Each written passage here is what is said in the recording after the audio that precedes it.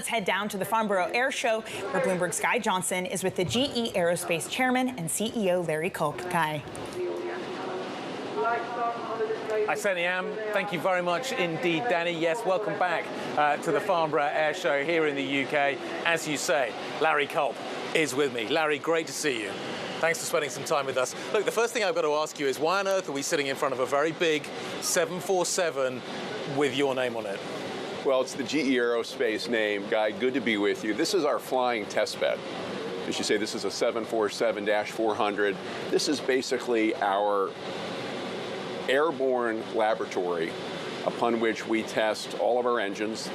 There's a lot of talk here at Farnborough, as there often is at the air shows, around the future of flight.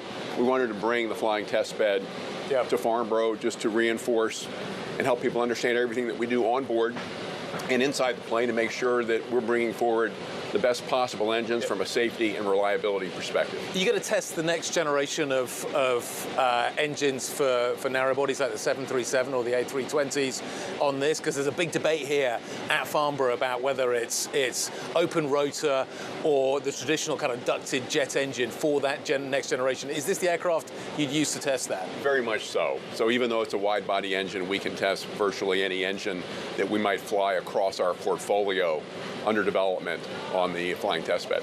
Cool. Let's talk a little bit about the show and what has happened here. I'm sure you've been absolutely snowed under, meeting after meeting.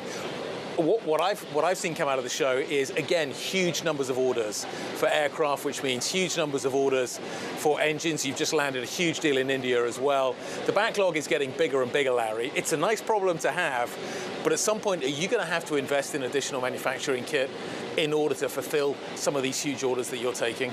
Well, Guy, it's been very busy. We've been here since Saturday, and I don't think we've had a better air show.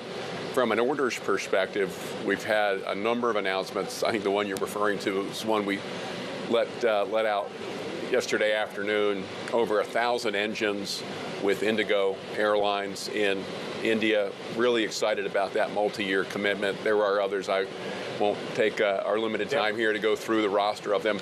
There are many. There are many, narrow body and wide body.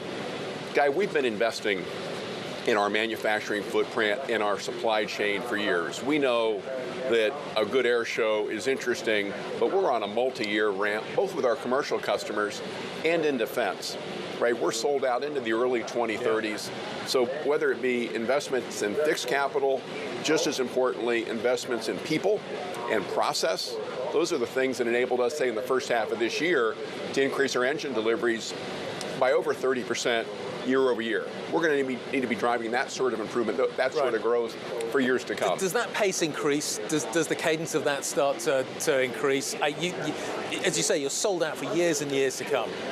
Well, I don't think we need to necessarily compound at 30%, but we're going to have to do more in the second half of this year than we did in the first half, and 27 is going to need to be bigger than 26. So we know we're on a multi-year ramp, and what I'm so excited about, we said this last Thursday at our earnings call, we've got 9 quarters in a row now where we've seen double-digit sequential increases from our suppliers that are probably prone to pace us the most, which tells me they're investing, we're collaborating to break bottlenecks where they exist, and we're able to get more from them. In turn, we're able to deliver more to our airframe and airline customers. Do you think you're going to have to invest more in that? You did highlight that. It was something that really stood out in terms of what you said on that earnings call.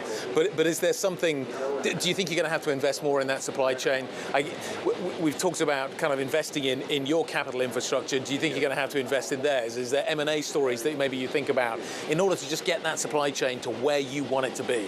There's more to come with that, without doubt. Most of that will be organic, right, within our operations. Some of it will come by way of collaboration. I'm sure there'll be inorganic investments as well. We've done a number of small acquisitions with suppliers that were better off, frankly, under our roof than at arm's length. But at the end of the day, it's not about ownership. It's about problem identification and breaking those constraints. Again, I think we've made a lot of progress the last few years in partnership with a number of our key suppliers, large and small, many of them here. More to come. Okay. There's been so much news flow as we've been here at the show. One of them has been around what is happening with oil prices and the fact that we're seeing them heading back up again as a result of what's happening in the Gulf right now. If I talk to Kelly, over at Boeing, if I talk to Guillaume at Airbus, they're like, this is in some ways good news for us, because what it does is it encourages our customers, the airlines, to invest in the most up-to-date aircraft, the most fuel-efficient aircraft that they can get their hands on. For you, though, I just wonder whether it's a slightly different story, because what we do see as well is that the airlines look at their older fleets and go, maybe we should retire some of those older aircraft. But the spare parts business is a big margin driver for you. How do you see the balance working there? Well, I would say what's good for Boeing or good for Airbus is good for General Electric. Okay. There's no two ways about that. But the other piece of the equation right now, Guy, that you didn't touch on, frankly, is demand. Every airline CEO that has been at Farnborough, those that we talked to just a few weeks ago at IATA in Rio, all have remarked about how strong demand has been, even in the face of some of the oil price disruptions since the springtime. So we're looking at a situation where we have very strong aftermarket demand, we have very strong new make demand, and again, we can never forget about defense. So we have our work cut out for us on a multi-year basis. We know we're going to have to ramp. We're going to make those investments, drive those process improvements. But that work is underway at GE Aerospace, and that work will continue.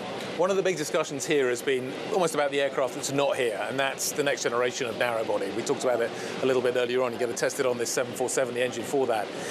You're pushing quite hard for the open rotor technology. You think that's the future. You think it's going to be simpler, easier to maintain, have some fairly big cost efficiencies that come with it.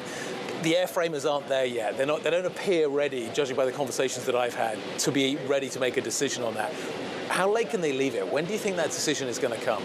Well, we had an announcement just yesterday in concert with Airbus, with CFM International. We were talking about our new flying test bed equivalent for the open fan architecture. It's a technology development program. Guys, as you well know, this is a multi-year effort. We do think the open fan architecture provides both efficiency and maintenance or cost of ownership benefits. So we think we will ultimately be able to deliver to the airlines, the ultimate customer, an opportunity to do both. It's not yet a product, so there's work to do here.